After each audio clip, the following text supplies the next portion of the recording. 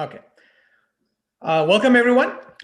This is Balkan Devlen. I'm the director for Center in Modern Turkish Studies at Carleton University. And I'd like to welcome you all to this Council of Turkish Canadians and MTS joint public panel on Turkish foreign policy with Professor Ahmet Kasım. Thanks for joining us, either here in Zoom or through YouTube. I'd like to note that we are recording this session and it is being live streamed on YouTube, and it will be available on the MTS website after this live session is over. I will very briefly introduce our guest today. He doesn't need much introduction, but I will go ahead and do so. And then we will go ahead and start. For those who are joining us in the Zoom, please use the chat function. If you have questions, I will be collecting them and asking them at the end of our session. People are going through, so I am at the same time following and admitting people in. Excellent. So, really quick, Professor Ahmet Kasım is a professor of international relations at Altınbaş University. He's also the vice rector at that university. He has so many affiliations with other institutions, including ISP as a senior research associate, with GMF, with EDAM as a board member, and have been a visiting fellow in a variety of international institutions, from Tel Aviv University to University of St. Andrews, and has an extensive private sector experience as well. A very well-rounded international relations expert. Ahmet is also a very sought-after commentator on both Turkish and international media and news outlets on developments about international politics. He is also one of the most sharpest analysts of international politics that I've ever known, and a very astute observer of Turkish foreign policy. Ahmet, well, thank you very much for joining us today. Well, thank you, Balkan, and thank you for the introduction. After this, I have a boosted self-confidence, I guess, and I hope that it's going to reflect well during the conference itself. No pressure at all. Yeah, no pressure at all. I feel that. I already feel that. Well, we're very, very happy to have you here, someone of your caliber joining us today. Thanks for me and for your kind words. So I'll just start by asking you to give us a very brief overview of where is Turkish foreign policy at the end of 2020 today, and what are the set of challenges and opportunities the upcoming year it provides us. And I'll leave you the floor to maybe 25 minutes to talk about broadly on a set of challenges and opportunities out there for Turkish foreign policy, and then we will open it up for Q&A for people to join us. Okay. Well, thank you again, Balkan, for this wonderful introduction. I really feel grateful for that, and thanks for the opportunity here to address people who are interested in Turkish foreign policy, experts, students, and others. I want to send my warmest greetings to everyone, and it's very good to see your face once again, even if online, and being able to chat to you live. And I missed that opportunity too, let me tell you. And having been called as a sharp analyst by no other than Balkan Devlen, who is somehow my standard for sharp analysis, is also a pleasure. So thanks for all. And thanks for making my Saturday night. When it comes to Turkish foreign policy, let me just start by a semi-theoretical introduction. I would be calling Turkey an opportunistic middle power of the post-Cold War world. And this opportunistic middle power, under the auspices of its current government, has also turned into an ideologically normative opportunistic middle power. It was already an opportunistic middle power from 1992 onwards, I would say. And however, the ability of Turkey to exert its agenda, at least on a regional scale, more aggressively, has started with the capturing of Abdullah Öcalan and the hiatus that, looking back from now on, it is a hiatus of PKK terrorism from 1998 up until 2005. And during that era, what happened was, as everybody is aware, the dissolution of the Cold War international order, which has left, if I may, not to get into very heavy theoretical, I would say, discussions, or to avoid that, I'm going to try to be brief, which I would call an environment in the international system where one of the superpowers basically disappeared. With that superpowers, meaning the Soviet Union's disintegration and its withdrawal from the international scene, a lot of power in Morgentownian terminology has been left free in the international system for the opportunistic regional middle powers to grab. Turkey has seized that opportunity and tried to quickly gain ground in its regional relations, as well as to provide some leverage in its global relations. This has been evident with the way that, interestingly, Turkey's relations with Syria has transformed. Now, everybody is concentrated much more normally, I would say, naturally, on Syrian civil war, or the critics are concentrating themselves on the fact that Turkey has had very amicable relations with the Assad regime before the civil war, and there are zillions and zillions of papers, a couple of them written by yours truly, on how these relations have transformed, so on and so forth. But few people remember or care to remember that normalization of relations between Turkey and Syria has actually started under the so-called Kemalist elite. It was the Turkish President Ahmet Sezer who has went and visited Syria during the funeral of the father Assad, I would say. Despite the fact that it was the same Kemalist elite again who has threatened Syrian regime to get Abdullah Öcalan out of Damascus. And even that move in itself gives us a lot to talk about on how the international order has transformed in the late 1990s. Just imagine that we were still in the Cold War and somebody from Ankara had, let alone a general of the army, threatening Syria to kick Öcalan out of Damascus.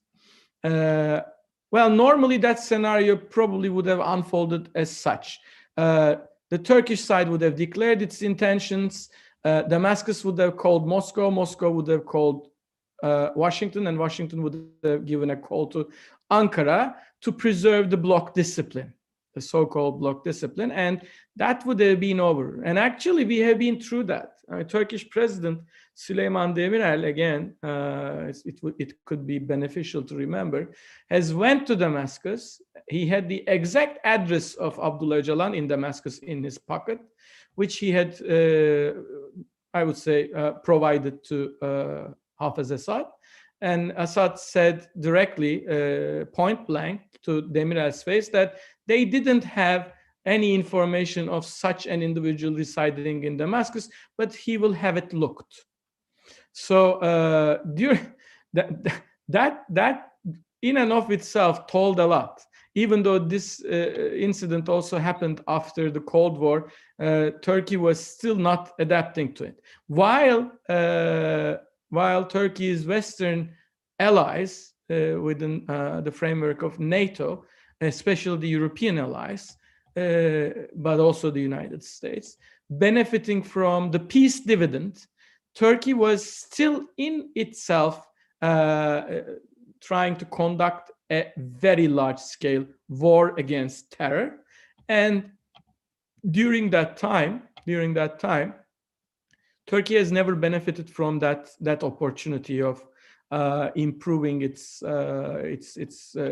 social and economic standing over all those remunerations that could have been possible to be redirected from its military sector. One can conveniently argue, and there are merits to that argument, that Turkey's elites then also did not want this to happen. Turkey's political configuration at the time, which was characterized by a very heavy hand of the armed forces in its politics, did not allow it, so on and so forth.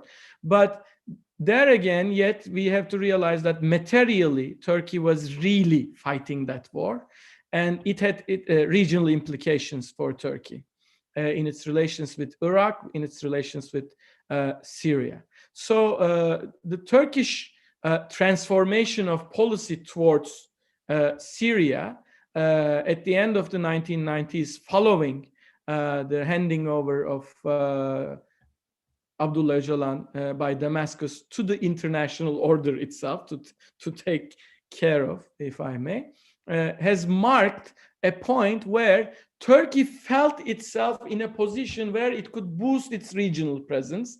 And over that regional presence, the Turkish decision makers at the time hoped that Turkey will have a much stronger word in international, global international order and its formation from that point on. And one of the proponents of that policy, I would say, was Ismail Cem, late Ismail Cem, who was the foreign minister of that time. I mean, it would be interesting to compare Ismail Cem to the other strong figure of Turkish foreign policy after 2001, who is Ahmet Davutoğlu, who is in the opposition now, but has long served as an advisor on foreign policy for the current president and his predecessor, and to AK Party. And it would be very interesting to compare his conceptualizations to Ismail Cem's conceptualization of Turkey's foreign relations, which is a job that has been done perfectly well by Mehmet Ali Tutan, another academician who is with Istanbul Bilgi University still, in an article which basically lays out a very successful comparative and a very sharp comparative framework for those. So Turkey's eagerness to exert its regional influence was not peculiar to AKP, or it was not, I would say, invented or devised by AKP. Turkey's former Kemalist rulers, if that is the word to be used there, has also been after such a boosted influence on behalf of Turkey in its regional relations. And I'm not going to get into how those policies were actually instrumentalized, if I may, for AK Party to transform the domestic power configuration within the country, which has been again done by other sharp analysts, in this case, including yourself, and I have to mention Özgür Özdamar as well. And again, I have written a couple of articles on that issue. Others have written other articles on that, and a very recent book has done, which I humbly contributed with Çiğdem Üstün, is doing a pretty successful job of how these issues have been carried out by AK Party when it comes to its priority of transforming the domestic power structures within the country, which was probably best understood through a neoclassical framework, I have to say. So at the beginning of the century, this was where Turkey was. This policy has, I would say, failed largely. It also has failed its proponents, one has to admit. And in the end, if we just come to where we are today, fast forward, Turkey's relations with Syria is in shambles. The zero problems policy is something of a convenient joke now. And Turkey's relations with its neighbors are pretty much in ruin.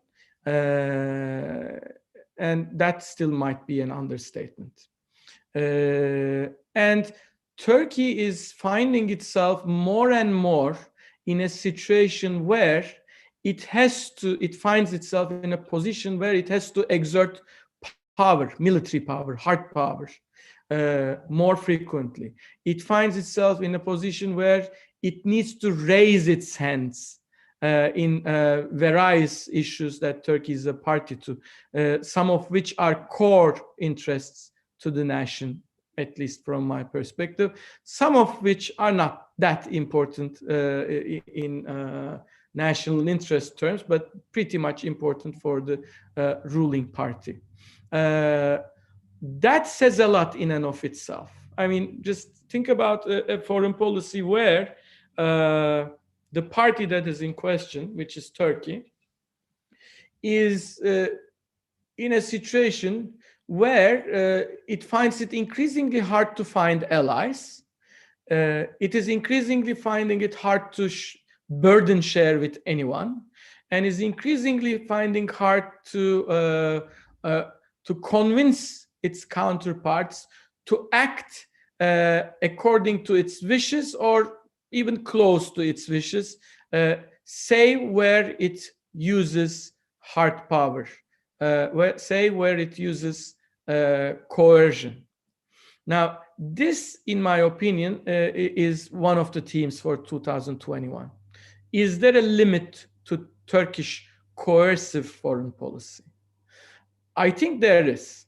And there is a perfect Turkish proverb for that. And if I may loosely translate it, it stands something like, the bullets finish by firing. You know, you run out of your mag. If each and every time Turkish foreign policy or foreign policy priorities are put to test, Turkey feels itself in a position where it has to use coercive power, this can only last up until one of the counterparts see this hand and they start to race. Turkey is also becoming increasingly a country which is not very easy to predict. In strategic thinking terms, this may actually have some uses. Remember Nixon's madman theory or the recent experience with Trump. However, also, those two examples also would tell us that not being predictable after a point becomes unproductive, because it also takes away your credibility. Plus, the parties that are your counterparts are usually left in a position in such cases where they have to, they feel like they have to assume the worst about your next move. And that actually serves for escalation rather than de-escalation. That also makes even parties that might be quasi-sympathetic to your cause somehow very much reserved on what your designs and interests are. This is what Turkey has suffered in its relations with its Arab Middle East neighbors. In the larger, I would say, geostrategic terms. These relations are getting mended in some way after President Biden has taken office, even after he was elected, not because of Turkey's charms or Turkey's once cherished soft power, but largely because of the other parties' concerns about the foreign policy of the current US administration and its impact in the future, especially vis-a-vis Iran. And in that form, the Turkey's mending of its relations with its Arab neighbors, namely Saudi Arabia and United Arab Emirates and Egypt, to an extent, that is, does not mean that there is depth in the amicability of these relations. They are largely dependent upon outside factors, and they definitely don't mean the fact that these parties would be willing to burden share with Turkey or ally themselves with Turkey in ways that would serve Turkey's national interest, say in Syria, in northern Syria, in Iraq, or in, most importantly for me, I would say, the Eastern Med. Turkey also has lost its EU anchor. And I'm not talking about, I mean, you better than probably anybody else know that I have always been a Eurosceptic in Turkey. I wouldn't have voted for yes, we have to exit kind of an option if I had voted in Brexit, but I never thought was that Turkey's prospects of joining the EU has been viable. However, having those relations with Europe is always important to Turkey, and it remains so, and it will remain so in the coming year, in 2021. However, basically because, let me put it that way, basically because Turkey is actually making 70% of its value-added exports to EU, is a factor that this government has to take into consideration while devising its foreign policy. Not only because this is important in terms of Turkey's foreign policy, or it is important for Turkey's political economy or economic relations or financial relations with these countries, but it is also important because this creates wealth for Turkish citizens. So it's a relation that Turkey has to maintain. But in 2021, I believe that there are a lot of roadblocks on that front too. One good news for Turkey is the successor of Angela Merkel in Germany is not the worst option for Turkey, it seems. It could have gone pretty south if things have evolved otherwise. However, even that in and of itself is not easing Turkey's relations with the EU, categorically, if I may. This is because Turkey is finding itself in positions, in situations where it is confronting one or more than one EU members in its foreign policy priorities, especially in the Eastern Med. I would say that I, for one, think that Turkey's claims in the Eastern Med are rightful, and they are core national interests items for Turkey. And if I may cut a long story short, Turkey would definitely, if Turkey ever goes into peer war, that would be over Eastern Mediterranean, and all parties should, and I think to an extent do realize that. But in the end, nobody could argue that this is an easing factor for Turkey's relations with the EU. And it puts also EU to a corner. And I think in 2021, Turkey's so-called leverage over Syria, and especially over Syrian refugees on the EU, will be less and less effective. Basically because everyone who has been out of Syria is out.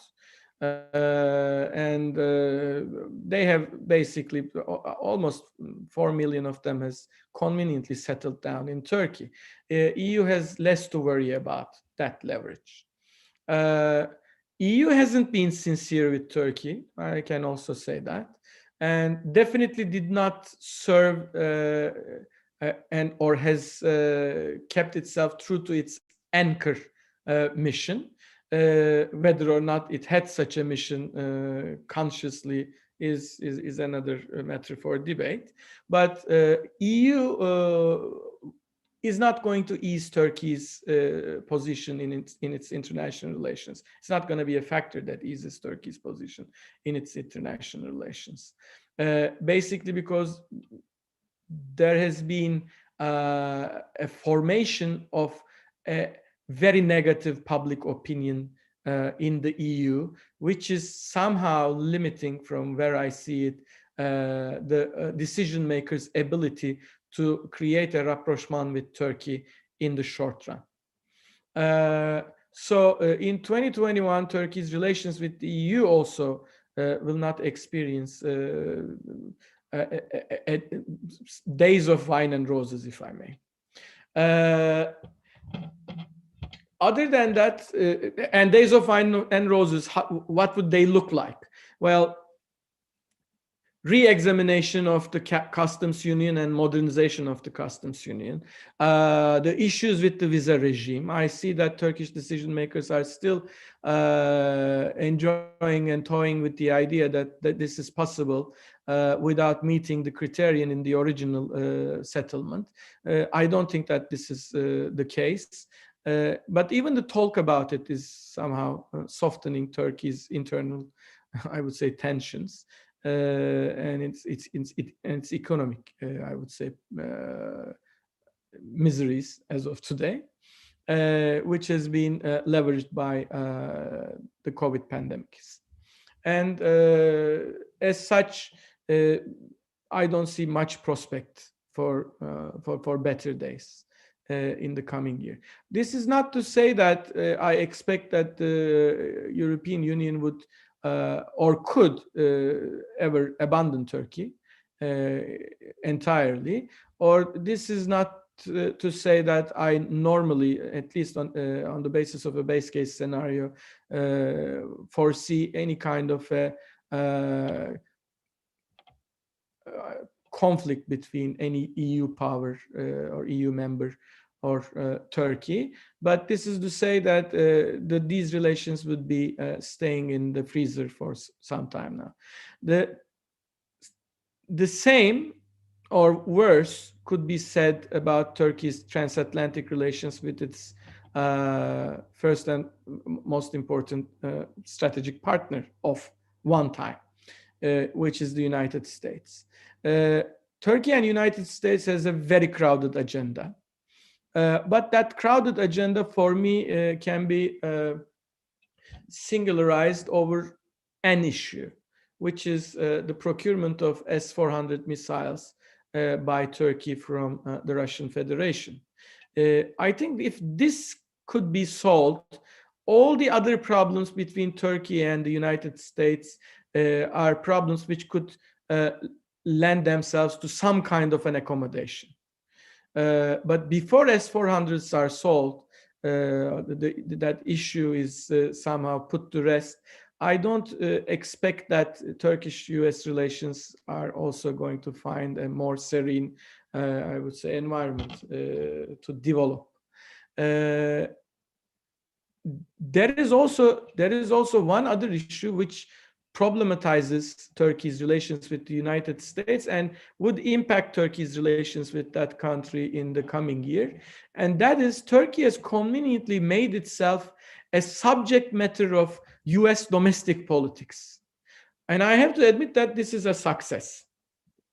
Now, it's not easy for any country to become an item of US domestic politics. However, Turkey has succeeded in doing so. If we assess Turkey's relations with the United States today, very much different from the past, we will see that in 2021, the Congress, both the House and the Senate, will have an undue influence on the ability to maneuver of the Biden administration.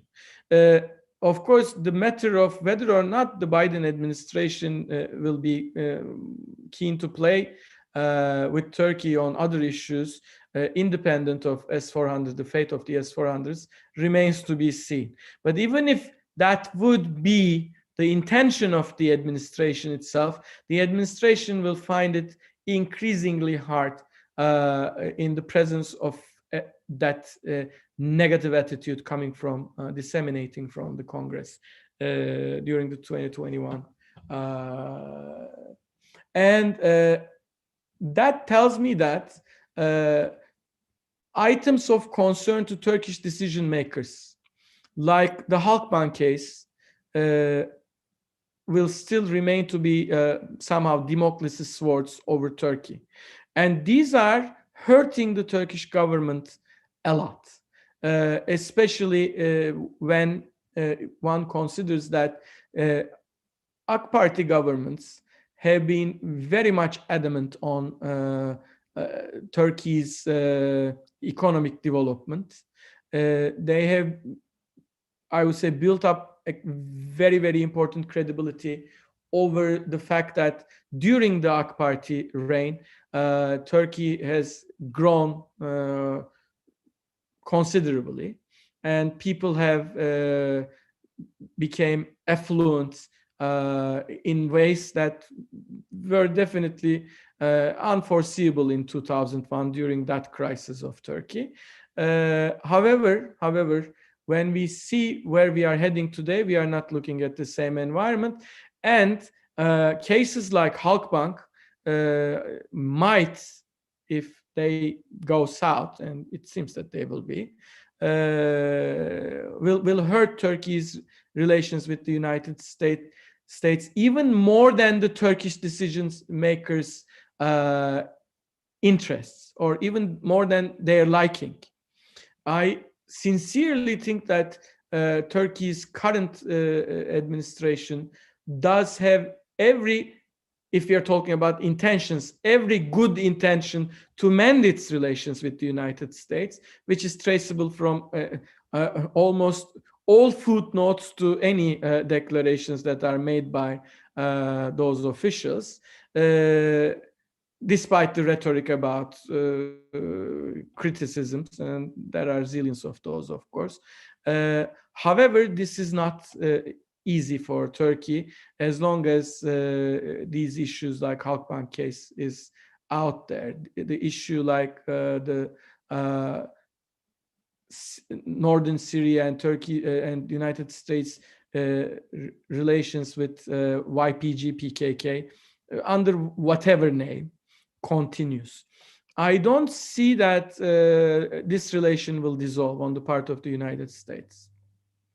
And given the domestic political landscape of Turkey today, and given the necessity on the part of AK Party to keep strong working relations with the nationalists represented by MHP, this issue, as long as it remains as it does today, would enable this time the Turkish decision makers the amount of leniency that they would otherwise probably like to offer to the United States. So during 2021, the only thing that could go right in Turkey's relations with the United States might be expected to happen over the S-400s issue.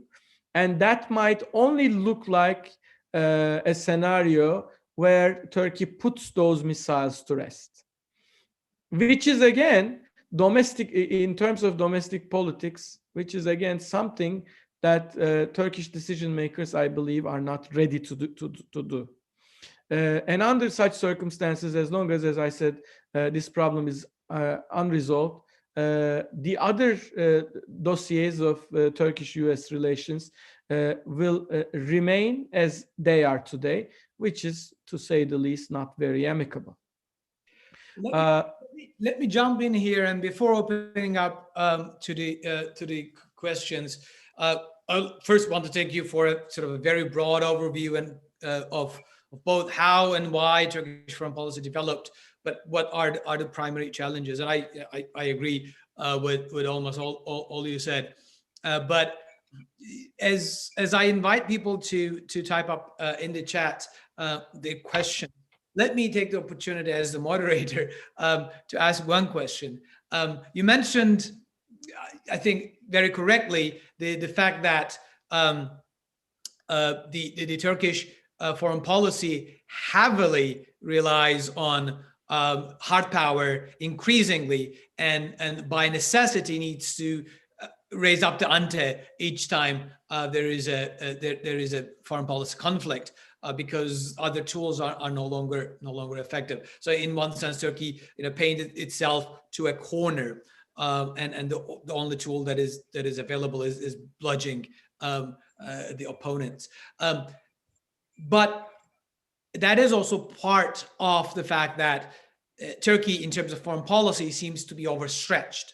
When you look from Libya to Syria to Azerbaijan to Eastern Mediterranean to not real good relations with any, almost except Qatar, anybody in the Middle East, transatlantic allies, with the United States, with France, with neighbors like Greece, even with Russians. It's a very sort of a forced modus vivendi. So this overstretch of trying to use power in a variety of geographies without necessarily prioritizing what the core national interests are seems to be hurting. So my question to you, which you sort of alluded to, is when you look at Turkey's foreign policy going forward, what are the core national interests that Turkey need to focus on and prioritize in the years ahead? And what are sort of the tangential or secondary interests that we are now sort of stretched over?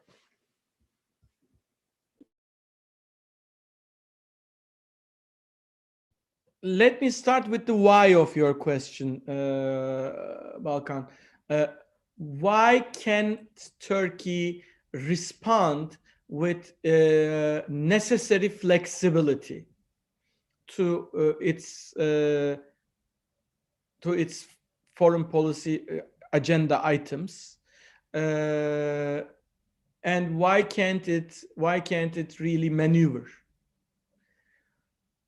The answer is very simple, because Turkish foreign policy has been a subject or submissive to its domestic politics. And that is the reason why Turkey cannot maneuver. For the governing party to remain in power, it has to pursue a very delicate balance in its domestic political alliances.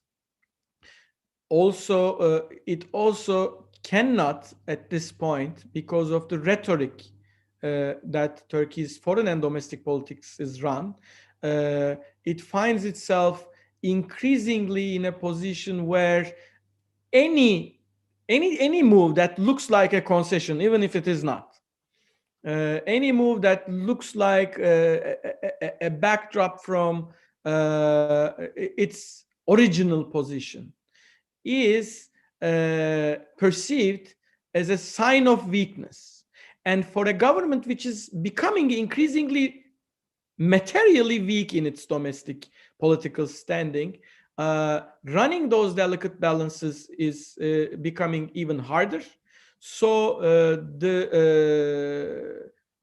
foreign policy of the country is almost enslaved and hijacked by its domestic politics.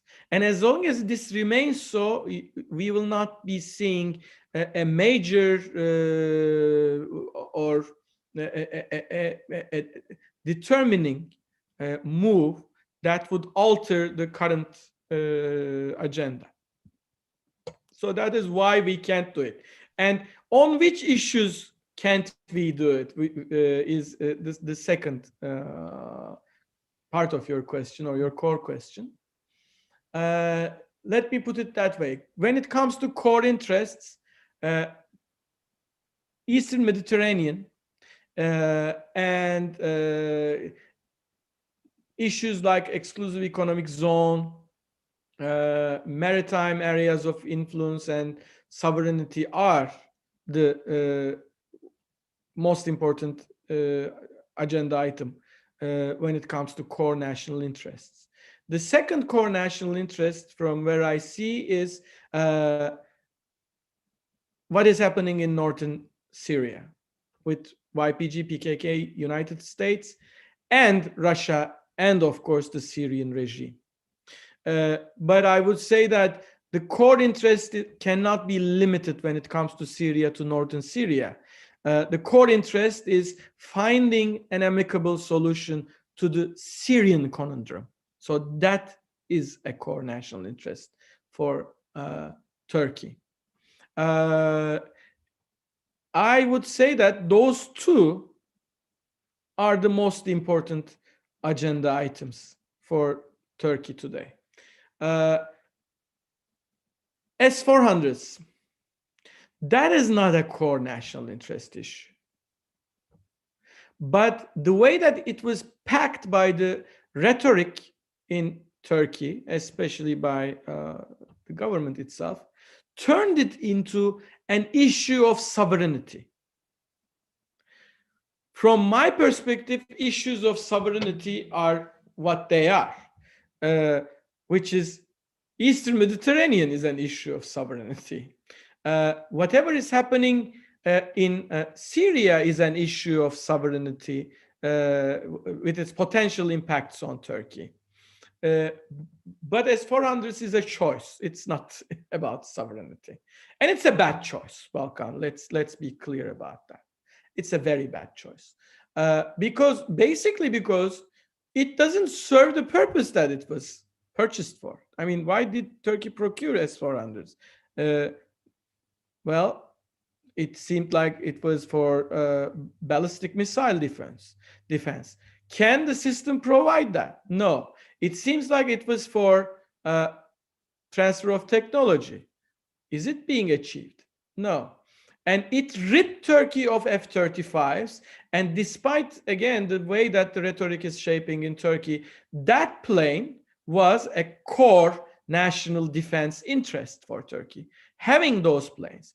I mean, we can go on and on about this to elaborate how these planes should be perceived. But let me give one example, which is telling, Balkan, exactly because it serves to whoever that desires to pursue an opportunistic, aggressive foreign policy of influence in its region. There is a military platform that's being built and will be delivered soon enough to Turkish naval forces, which is TCG Anadolu, which is Yeah, which is a platform that can nest, I would say, vertical and short takeoff and landing capable aircraft like the F-35 too. And now we are off that option.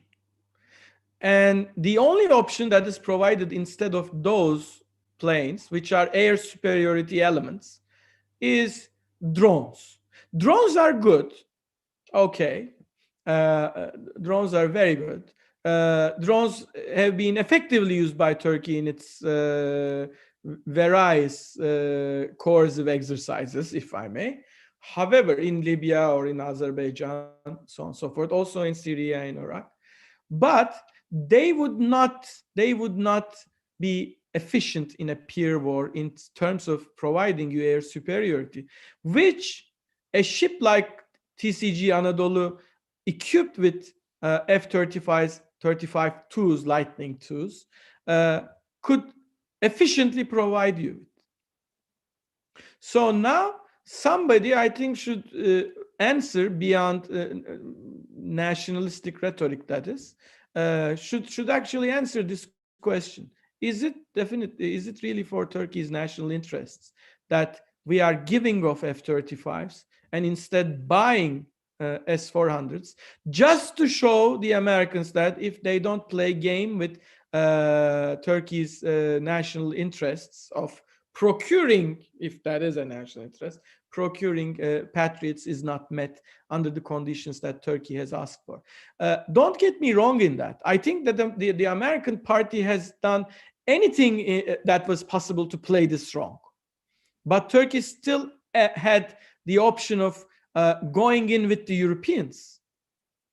And probably that would have been even better for Turkey's relations with Europe, which is very important for Turkey commercially.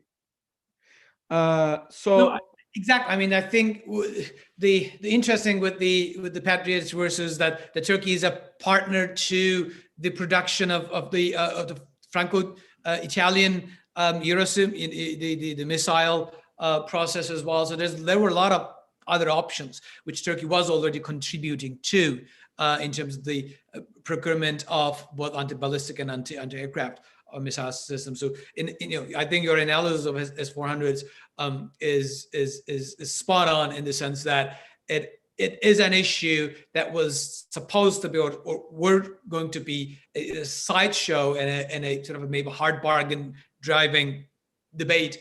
Because of the rhetoric, became quite central and very hard to walk back, and with a very huge cost of losing not only the procurement ability of the F-35s, we were going to buy 100 of them, plus the options to buy 20 more, plus about $10 billion worth of production for the Turkish defense industries that are producing parts of it. So I think that's excellent. But I want to switch to we have several questions coming up. If I may, Balkan, add a very short comment on what you have said, because I would like to go on with the last item on my core national interests list, which is improving the affluence of Turkish citizens.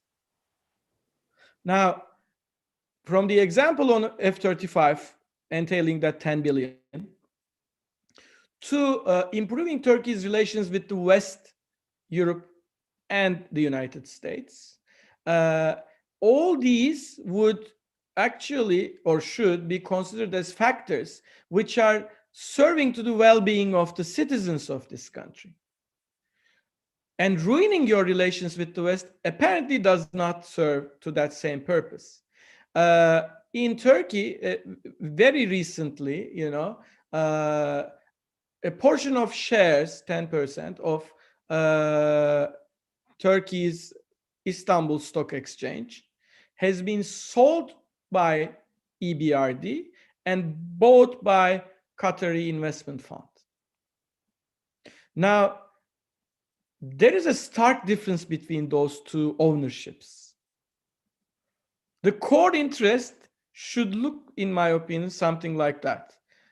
Your partner should be a partner credible enough to bring in other investors with itself, especially at a time like this, where Turkey is suffering from its own economic problems, plus these economic problems also being leveraged with what is happening with the pandemics.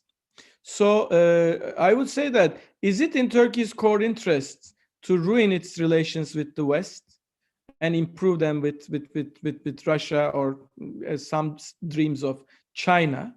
Well, I think the jury is still out, to say the least. And I totally agree on that component. We have several questions, so I want to sort of combine them together, and I'll list them up to you so you can go on and talk about it. We have a couple questions about Turkey's relations with the EU. One of them highlights one of the questions highlights why the change in Erdogan's rhetoric, a radical change towards the EU in EU membership, and how that plays going forward. The other one, in a similar vein, focuses on the Turkish sort of prospective membership application and sort of the future of it. So you can actually maybe take it as what's the sort of the dynamics today going forward with the EU going forward, and an addendum to that EU question, and I think it's also relevant, which we're not really talking too much, is, and this actually comes from a colleague, a friend of ours, from Dr. Çiğdem Üstün, about the role of European security architecture and the so-called European army and the developments of those, and how that could affect Turkey going forward. So that's one set of things, questions. Turkey-EU relations, the changes in the domestic rhetoric by Erdogan and others, and why this is happening. The other one, the other set of questions, and I will collect them together, regards to Libya. One of our participants asked, what are the sort of the interests of Turkey in Libya? And an addendum maybe to that question is, one of our participants wonder whether you could comment on the increasing role of Turkish national intelligence in matters of conflict and Turkey's operations abroad. Unlike the Turkish armed forces previously, who used to take the lead on that, what that signifies and what is the importance of that. So Libya, Turkey, what are the interests? What do you make of increasing involvement of Turkish national intelligence in theaters like Libya or Syria? And Turkey-EU relations, what's going to go there? Starting from Libya, well, interestingly enough, saving my right to my criticisms to the current foreign policy, on the current foreign policy, I would say that being in Libya is strangely enough one of the important items of Turkish national interest today. However, how we came to that point is an entirely different story. It became a crucial presence for Turkey, basically because for the past 15 years, Turkey has ignored what was happening in the Eastern Mediterranean, and Turkey has actually misassessed, if I may, the positions and the influence of some of the actors in Eastern Mediterranean, starting from Israel, ending up with Egypt. Turkey also has ignored what the Greek Cypriot party in the Eastern Mediterranean was playing as a strategy of establishing its own maritime areas of dominance. All these developments, I think we have a little time left, so let me pass over that. All these developments has cornered Turkey to a point where it needed, or it desperately actually needed, a lever to save its claims in the Eastern Med. And Libya has proved to be that miraculous opportunity. That is why Turkey and I believe that if the government in Turkey changes, this policy is hard to change, even if the government changes.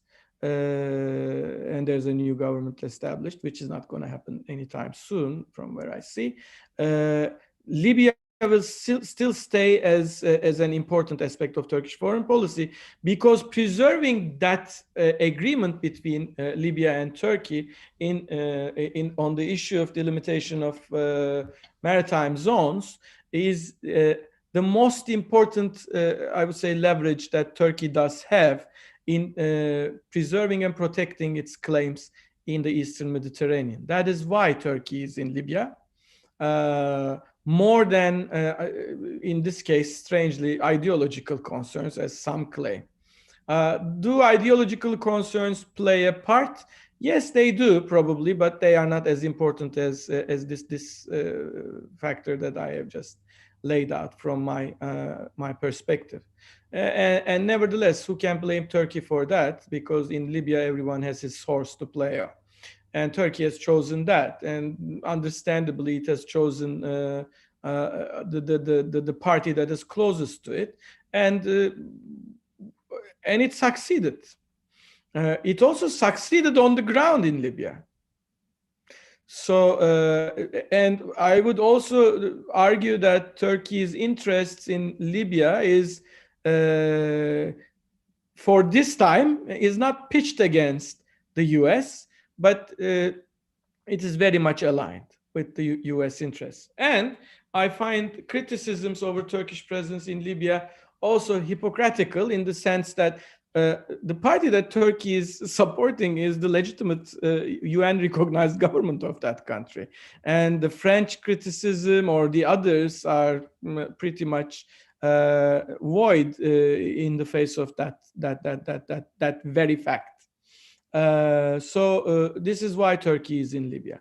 On the national intelligence's role in foreign policy, I would say that as the foreign policy becomes more reliant on coercive instruments, that has to be expected. The Turkish national intelligence is playing a very critical role in Turkey's coercive, I would say, endeavors around Turkey. And also, I think the circumstances is forcing Turkey to employ its national intelligence in such a role, because the nature of politics in this region is becoming much more about proxies than nations, much more about back channels than summits, much more about, I would say, leverages over these elements or those actors rather than direct diplomacy. Also, this has got something to do with the amount of control that Turkey's government is having on its national intelligence apparatus. It feels very comfortable with that, so it becomes a natural tool tool of choice for Turkey, and I think that might answer that question. On relations with the EU, I would say that when the refugee deal was made, EU has lost, and I know that the people that are experts on EU or studying EU, especially in Turkey, doesn't like this. But what was EU's unique selling proposition in international relations? Being a normative power, right? Let alone the issues with Turkey. What did EU do when it came to vaccines and appropriation of vaccines for COVID? Would a normative power or the elements of a normative power try to steal each other's appropriations? Would a normative power try to have all of the production of a certain company for itself rather than sharing it properly with the rest of the world? And this is the same case with Turkey, I would say. When the EU made the refugee deal, critics of EU in Turkey, and myself excluded in that because I wrote about it again, has said that, see, you have claimed that these guys, meaning the EU, would carry Turkey to a point where it became a member and a decent standing member of a community of states which is basing its international standing on norms. However, they were as ready to cut a deal on refugees almost only on the basis of stopping the refugee influx to Europe, giving almost all concessions that could come with it to the Turkish government, which at that time they were rightly or wrongly still criticizing, as they do today, on standards of democracy, human rights, freedom of speech, so on and so forth. And at that point, EU has lost the remaining influence that it had on Turkey. Because it basically made itself a very pragmatic actor in Turkey's foreign policy agenda, which could be dealt with in the way that Turkey deals with Russia or tries to deal with the United States. It turns out to be a much more transactional relationship rather than being a part of the same community of values or that transformation. I think that exactly. And I'm not one of them, so I don't complain about it. But I think EU has left pro-EU crowd in Turkey pretty much helpless in that. It started from that point on. And where we came, and we can go back to 2005 Cyprus referendum on plan, so on and so forth, how the Greek Cypriot party was allowed to join in despite EU's own rules and poisoned Turkish-EU relations. Am I trying to even slightly insinuate that Turkey was behaving correctly in all of these instances? I am not. But in that regard, I do call that EU's behavior was pretty much hypocritical. And there are probably zillions of other examples that I can come up with in that regard. Well, unfortunately, we ran out of time, but this has been great, Ahmet. Thank you so much for joining us. And my apologies for not getting to all the questions that have been asked. This video will be available on the YouTube channel. Balkan. Yes. Balkan, may I just exploit my position as the speaker and try to answer one last question from Kevser Taymaz on the Zoom. Please go ahead. Which is a very short answer. Kevser Taymaz has said Turkey committed to F-35 and was going to manufacture some portions of F-35. Isn't it against international law to exclude Turkey from the signed project by the United States? The very short, effective, and correct answer is no, it is not. The contract there is a special contract between governments. And I think that everybody is getting something wrong in this. Who is having this position. What I mean by everybody is people who are taking this position, and they are right in their regard to ask so. But one has to remember that F-35 is not really a joint development project. It is rather a project by the United States, a technology which largely is owned by the United States, where in this case, the US is taking other parties as partners to an existing concept, which in its proprietary rights belong to the US and US only. And the agreement clearly outlines that aspect of it. So No, that is not against the international law to exclude Turkey, unfortunately. And part of the reason why there are different levels of partners in the F-35 production is to make it more palatable because of the price tag that involves in the F-35 together with the customers. So it is part of the offsets. Basically, these procurements generally include, when you have international level military procurements, you tend to have these offsets with regards to the domestic defense industries, and certain parts are provided as such so that they offset some of the costs, etc. So it is a very complicated set of relations, but primarily it's an American government subsidiary giving it to an American firm producing it and allowing subcontractors from other partners to take part in it because as a part of the purchase agreements, basically. Yeah. This is as you have rightly put, it's a cost and burden sharing agreement rather than a joint technology development project. Exactly. Well, once again, Ahmet, thank you very much for joining us today. Like I said, this will be available on our YouTube channel. Please go ahead and follow us there. We're also having twice a month Talking Turkey series, a series of half an hour interviews with experts and scholars and others on Turkey.